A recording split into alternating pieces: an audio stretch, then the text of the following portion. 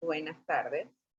Quiero agradecer la invitación que me ha hecho el comité organizador para participar en esta nueva edición de las jornadas Gilo en este periodo 2021, del cual me siento profundamente agradecida a pertenecer. Y en esta oportunidad quisiera conversar con ustedes un tema que es motivación de mi investigación constante y permanente, porque ya se ha vuelto, si se quiere, parte de mi manera de percibir el mundo, de mi propia expectativa de vida, de mis formas de conocer. Y en esta oportunidad les traigo un tema relacionado con la inteligencia emocional. Quiero pedirles permiso para compartir la presentación que he realizado para ustedes, para discutir, para analizar algunos puntos sobre la inteligencia emocional en entornos virtuales. Eh, Quisiera empezar por significar que la inteligencia emocional es un concepto que ha desarrollado Daniel Goleman y versa sobre las formas sanas de relación del ser con otros seres, con su contexto, y cómo ese cúmulo de emociones, de sentimientos, se organizan en el contexto del ser y cómo se ponen de manifiesto en la realidad, cómo ese cúmulo de emociones interactúan y de alguna forma pueden hasta describir lo que una persona es. Y fíjense que en este sentido he querido trabajar con ustedes sobre tres aristas que me parecieron interesantes en el contexto de la virtualidad. Uno, lo que son los paradigmas emocionales en el contexto virtual. Luego, observar el orden temporal y el impacto en las formas de comunidad. Y finalmente, problematizar el ser y su relación con la virtualidad. Para ello, quiero iniciar con esta revisión de los paradigmas, si se quieren, de la emocionalidad o la emoción. Quise apoyarme en la fenomenología de Merleau-Ponty porque Merleau parte de la percepción como un fundamento de la identidad personal y si se quiere con esto, estoy trayendo en principio lo que al final de esta conversación con ustedes sería la conclusión o un acercamiento a esa inflexión que buscamos a partir de esta jornada, de este análisis. La percepción como fundamento de identidad personal es lo que me determina y me caracteriza de otros seres vivos y que de alguna forma me permite generar una individualidad. Y esto es algo bien interesante porque habemos personas que en el decurso de nuestras vidas y en esa búsqueda de plenitud nos hemos sentido, si se quiere, eh, observados, juzgados por nuestra manera de ser. Pero esa manera de ser está asociada a la manera como yo percibo el mundo y como esos filtros que yo contengo interactúan con otros, como esas formas de relación se vuelven mis paradigmas emocionales. Los que yo he encontrado en el estudio de este tema de la inteligencia emocional, básicamente son tres: el amor, el rechazo y la indiferencia. Es, estos, eh, estos sentimientos, estas emociones, me vienen a mostrar mi manera de relacionarme con los demás. Es decir, a partir del amor, a partir del rechazo o a partir de la indiferencia principalmente, es como yo marco mi relación con los otros y como marco mi relación con el mundo. Eso de alguna forma se vuelve mi ontología, mi forma cognitiva y lo que me genera a mí de alguna forma el criterio de validez con el que yo conozco el mundo exterior. De alguna forma, este mundo exterior se vuelve un reflejo de lo que yo observo y para mí, mi verdad absoluta. Sin embargo, en el caso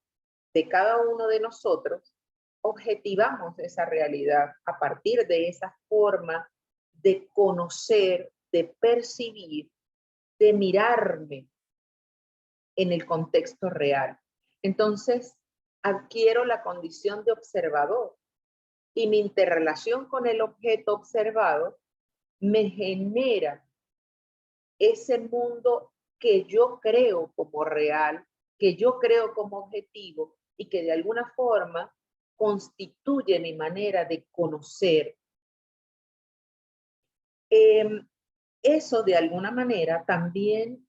caracteriza los modos de visibilidad material que generan estos paradigmas emocionales de relación. Si objetivamente yo me siento amada, yo me siento querida, yo me siento aceptada, yo me siento en un buen lugar, mi percepción y las formas de representación que a partir de esas formas cognitivas que yo tengo de mirar el mundo, va a generar una objetividad en mí y a su vez una subjetividad, porque es un camino bidireccional. Es objetivo y subjetivo al mismo tiempo. Objetivo desde mi percepción de ver, subjetivo desde mi manera de sentir. De alguna forma,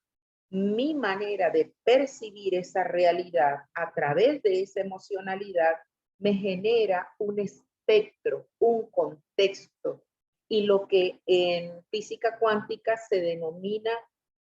una frecuencia vibratoria, que no es otra cosa que las formas como yo me siento y vibro como ser tridimensional y en teoría de la física cuántica pudiésemos pasar de la tercera dimensión a la quinta, a la sexta, a la octava, atendiendo a las formas de pensamiento y a las formas como yo me relaciono con el entorno y en el mundo a partir de él. Eso de alguna forma constituye mi ontología, es decir, mi manera como yo me relaciono con el mundo a partir de mi manera de percibir y de mi manera de ver, pero principalmente se manifiesta a partir del lenguaje. Fíjense que el lenguaje pudiese catalogarse como una categoría que viene a validar un criterio o la efectividad de las condiciones de quien me escucha, porque principalmente nos interrelacionamos a partir del lenguaje. Eso desde la física pura, pero desde la física cuántica nos relacionamos a partir de nuestras formas de pensamiento y la sincronía que generamos con pensamientos afines, lo que de alguna manera los físicos cuánticos han denominado las neuronas espejo. Es decir, mi manera de pensar que se refleja de alguna forma o sucintamente a los efectos de esta explicación, mi manera emotiva y si se quiere empática de generar en el otro una afinidad con mi manera de pensar, con mi manera de sentir, con mi manera de ver el mundo. Eso de alguna forma también habla de la efectividad de mi manera de comunicar y de la efectividad de quien me escucha. En consecuencia, esto determina la estructura de lo que yo observo y de alguna forma lo sistematiza a partir también de mi manera de conocer, que está marcada por mi historia personal, por mis filtros personales, por mis sistemas conceptuales, por las formas de conocer que yo normalmente utilizo para interrelacionarme con el afuera y con mi propio ser, pero también con la energía exosomática que de alguna manera ha venido a abarcar grandes espacios que se han transformado en esta virtualidad que hoy conocemos. Pasamos de la cultura de energías exosomáticas como el fuego o la electricidad a la virtualidad y las formas distintas de interrelación en las que media o una de las formas de tecnología, de información o de comunicación. De alguna forma, la percepción para Merleau-Ponty tiene una primacía sobre los modelos de actividad inconsciente y las sensaciones que pueda generar el ser. El andamiaje que de alguna forma hemos denominado hasta ahora sentido común pierde todo su criterio de validez y toda la perspectiva que hasta ahora manejamos en función principalmente de esa energía exosomática a la que estamos expuestos a partir de esta virtualidad. Entonces, el andamiaje que de alguna forma desarrolló el sentido común, de alguna manera, nos generó algún tipo de ilusión receptiva. Y en este momento nos está planteando una revisión de nuestras formas de percepción,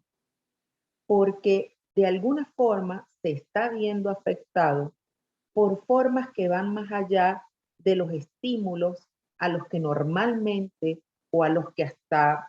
principios del siglo XXI estuvimos expuestos, estímulos del mundo externo,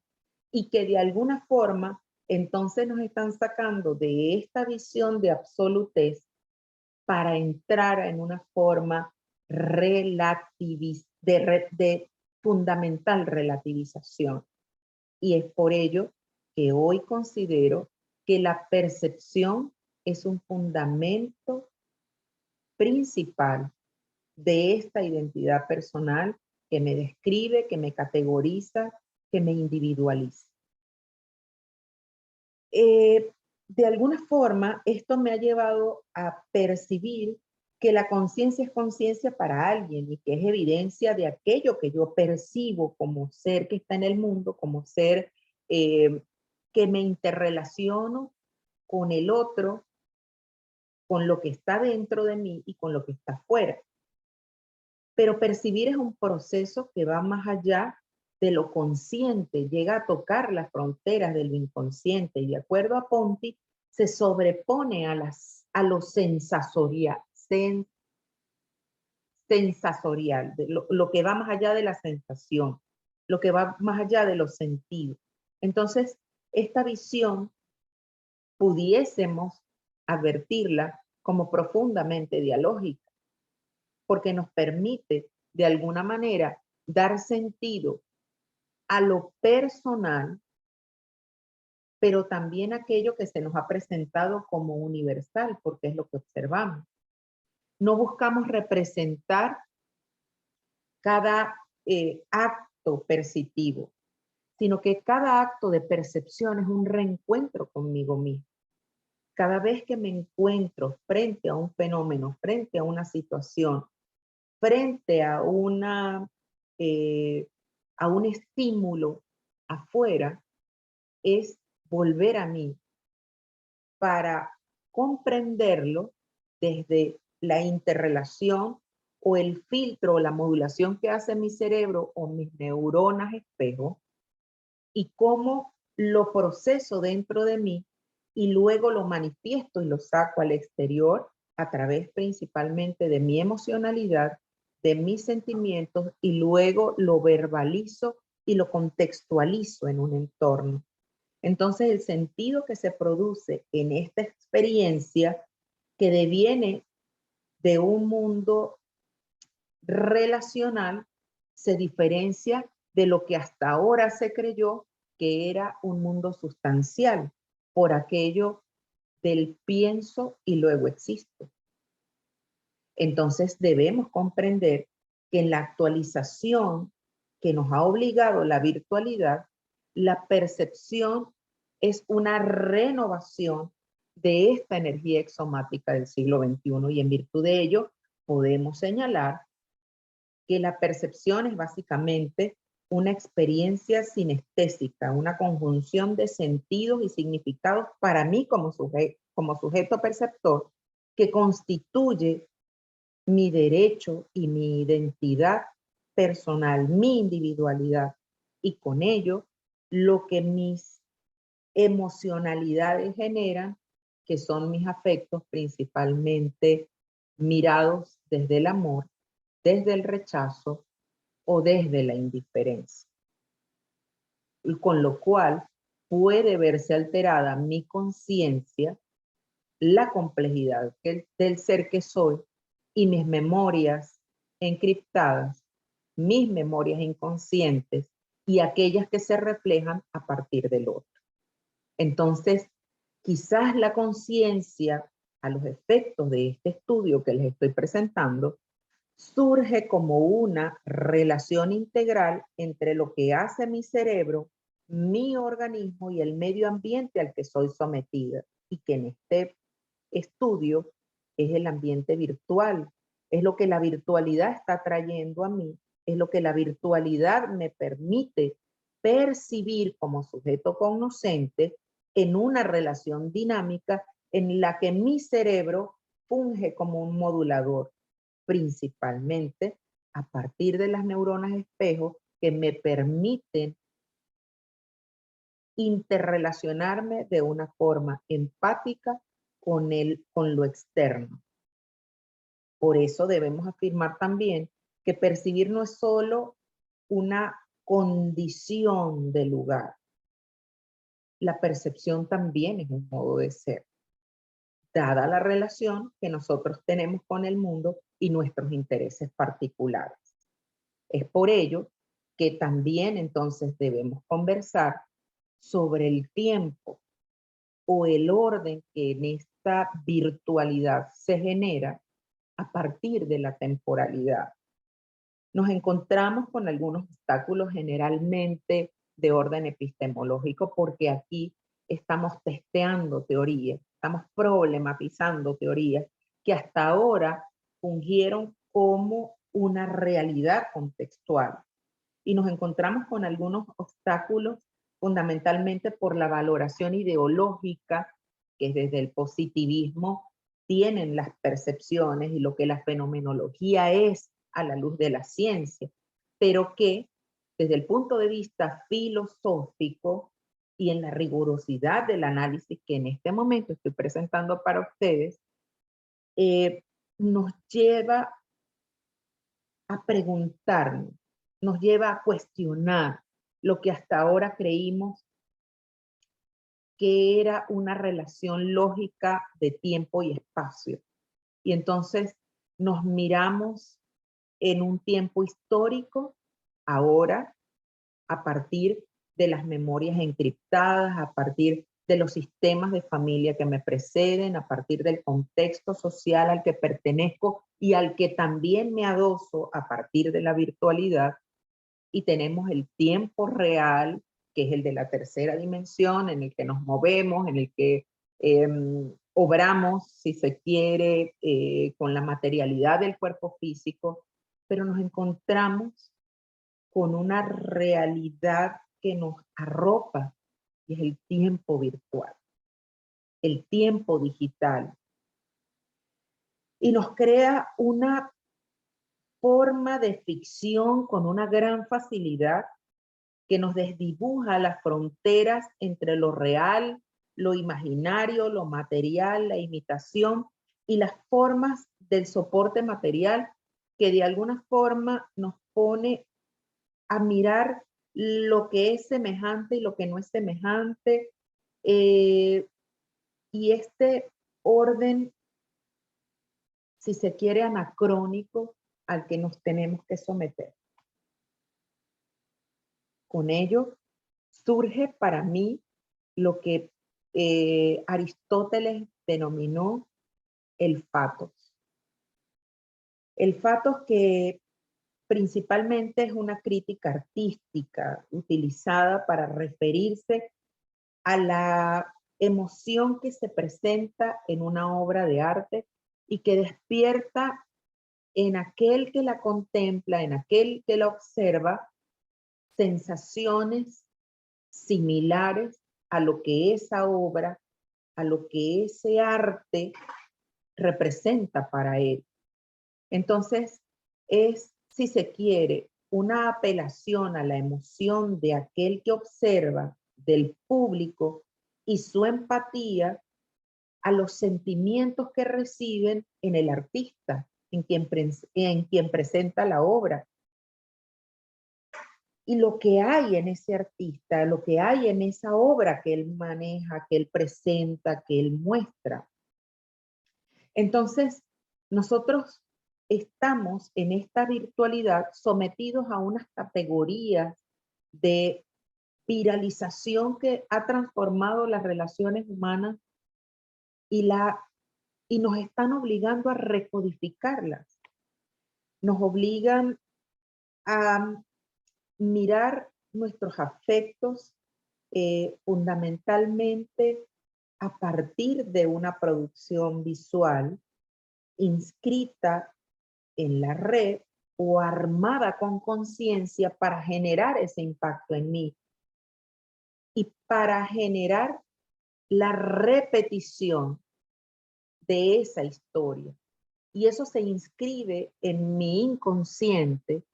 y me permite de alguna forma repetir en mi realidad y en mi manera de conocer aquello que me es presentado afuera por ese artista que conoce de manera diferente, pero que de alguna forma me ha movido emocionalmente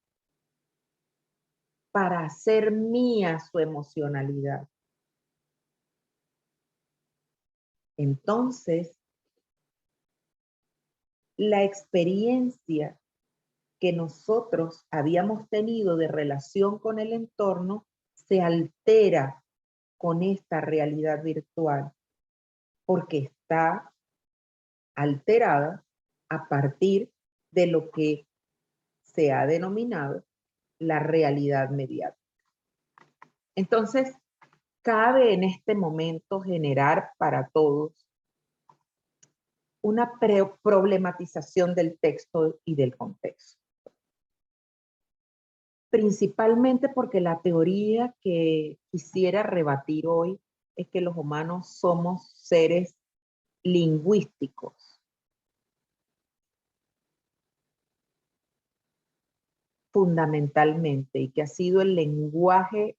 hablado lo que nos ha caracterizado. Y en la virtualidad, lo que se exacerba es el lenguaje visual. Y en este momento rescato la gran frase de una imagen habla más que 1000 palabras, o dice más que 1000 palabras, perdón. Entonces, estamos viendo cómo esta teoría del lenguaje, como la conocimos antes de la virtualidad, viene trastocándose y vale la pena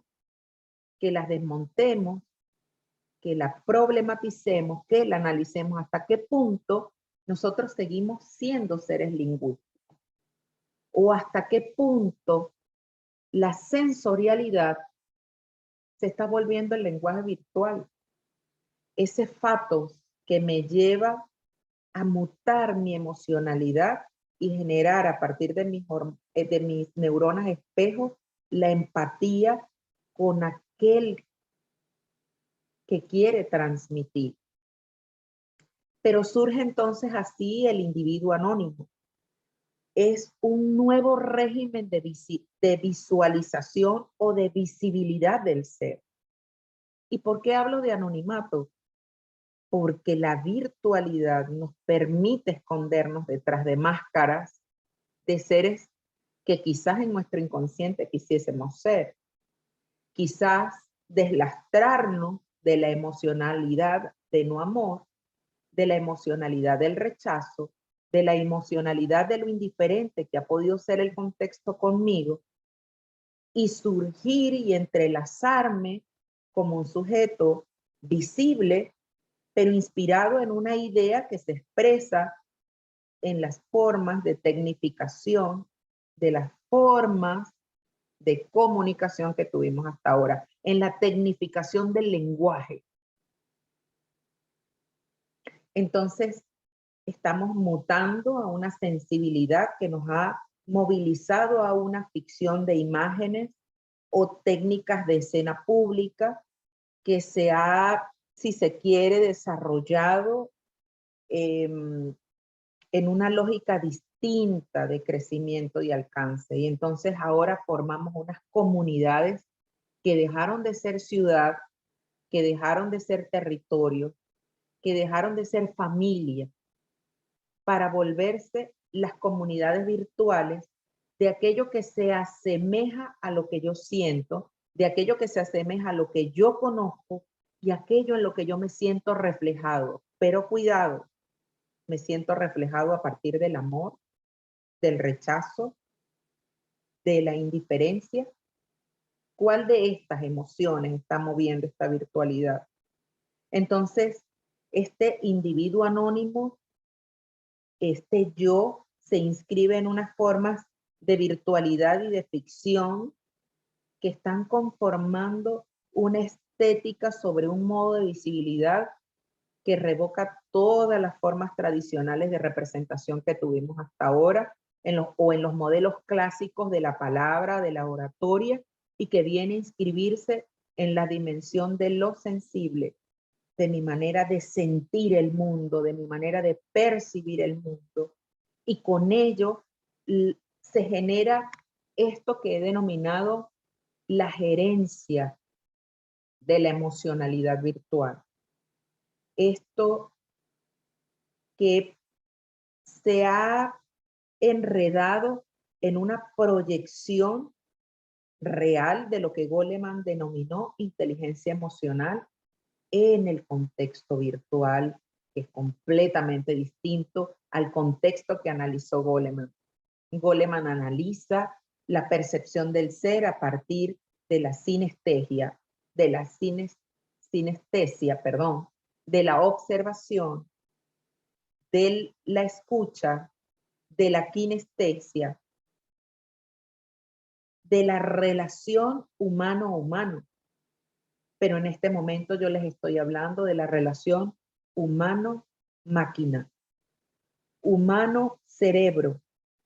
humano-entorno virtual, humano-entorno histórico, humano-entorno social. Y eso de alguna forma nos lleva a una renovación de la percepción del ser, que no es lo mismo que el nuevo, es una renovación del texto y del contexto. Entonces, surge aquí lo que yo he querido asir en el concepto de la filosofía francesa de Ponti, el surgimiento de un espectador, de un sujeto observador, pero un sujeto emancipado, un sujeto que colabora en la construcción de esa realidad, porque en este entorno virtual yo configuro esa información, yo la saco de mí y la produzco bien desde mi percepción del mundo, bien desde aquello que yo quiero ser. Entonces hago una colaboración, hago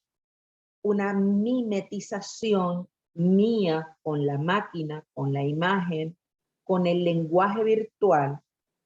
y construyo una realidad que puede ser